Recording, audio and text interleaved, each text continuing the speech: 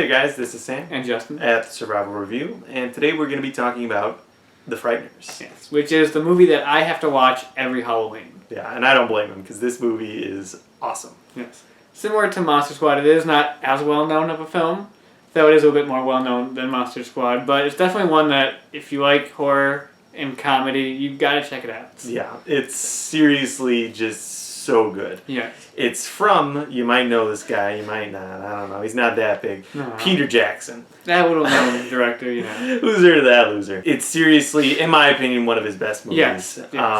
Like, don't get me wrong, I love Lord of the Rings. I like The Hobbit. The Frighteners is seriously one of his best movies. It's one of those movies that you wish Peter Jackson would go back and make those movies. Yeah. Like, take a break from the big epic movies and just do this small fun movie. Small fun, just like add your quirkiness to it. I love this movie. Yes.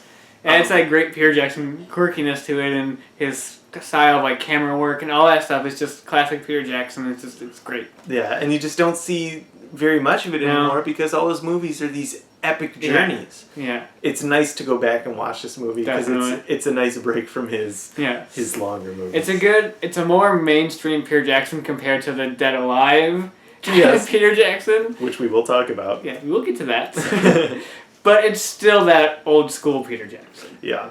Essentially, this movie is about Michael J. Fox plays Frank Bannister, who, after being in this accident, can see ghosts. Yes. And essentially, he's a con man who just has his ghost friends mess up people's houses, and he goes in and does and helps out, fixes the place for a fee. That's how the movie begins. Yeah. And then the movie kind of takes a turn. Because it starts off as this like really fun, quirky thing with these ghosts that mess around and really wacky 90s CGI effects. Yeah.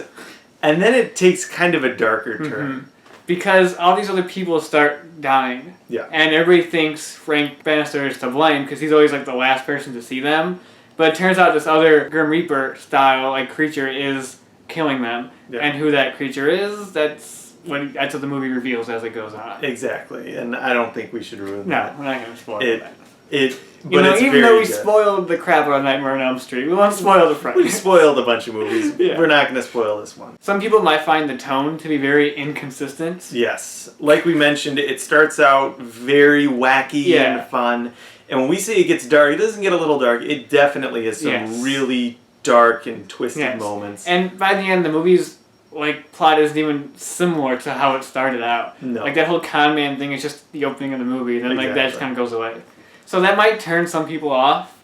We don't seem to mind it. No, and we kind of talked about it. We think that if you know that going in, it definitely can help. Yeah. Neither of us knew that going into this movie. I saw this movie years ago, and I loved it then. So it doesn't really turn me off the movie, but I could see how it turns out. Some people might not, because it's a weird movie, because even the story of the movie, you never really know where it's going. Yeah. So that might just be a little, not disorienting, but kind of confusing to some people, where it's you don't know where it's going. It's kind of a comedy, kind of serious.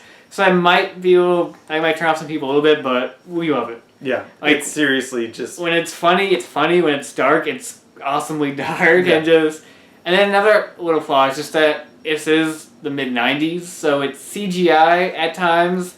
Does not hold up. No, which, is something that you gotta kind of expect from movies in this time. It's a product of its time. Exactly. It's one of those things that you can easily get past. Just, it definitely doesn't look good. And most of the time the effects are good. Yeah, there's some very good effects, but a lot of it just has that kind of cheap 90s feel. That 90s feel where it doesn't look real. It looks very cartoonish, and it doesn't look totally real, but... It's very easy to get past that when you have such a fun story to go along with. And that's what makes it interesting, is the plot is really unpredictable. Yes. I remember when I first saw this movie, I was so interested in it, because I had no idea where it was going.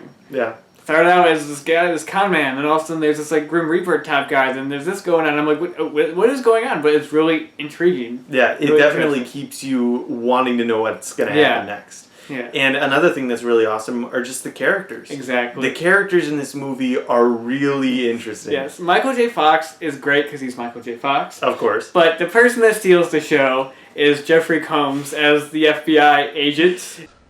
By the power invested in me, By the President of the United States, I am telling you. He's so over the top Yes. and just ridiculous. I love him so much in this movie. He almost doesn't fit the tone of this movie, especially because he comes in towards the second half when it gets darker, but he's complete over the top. He's always chewing the scenery, but he's so good and so interesting as a character, you don't care that the tone is so off with him. Not at all, because he's just so, like, he's out of his mind, and you love to see just how weird and when we were watching it, every scene, like he was doing something, you were just like, how is he still in the FBI? Yeah, how is this guy in the FBI? Don't they have psychological exams? I mean, this man is nuts, but I love him. Because apparently he's done so much like undercover stuff that it's screwed up with his mind. Like he has like swastikas tattooed on him and stuff like that. It's just nuts.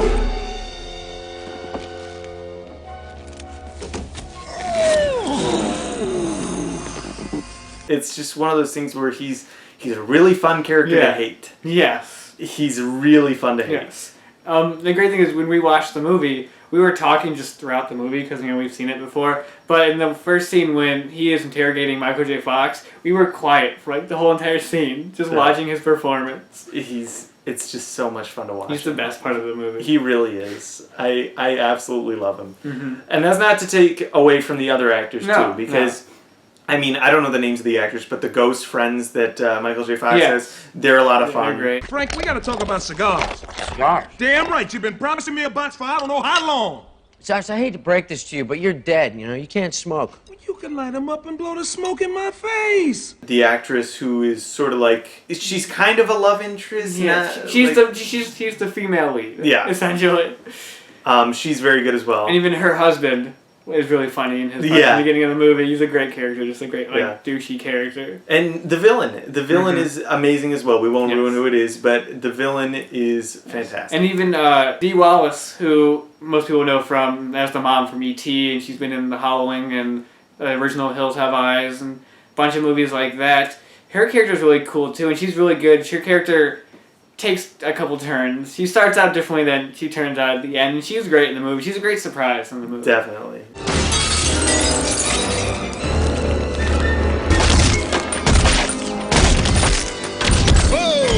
Good shooting, Tex. So it's not really like a more modern example would be like Shaun of the Dead. Yeah, where it's basically a comedy with horror elements. It's definitely still got horror. Yes. I mean, it is a horror movie at heart. I mean, look at the poster. Yeah.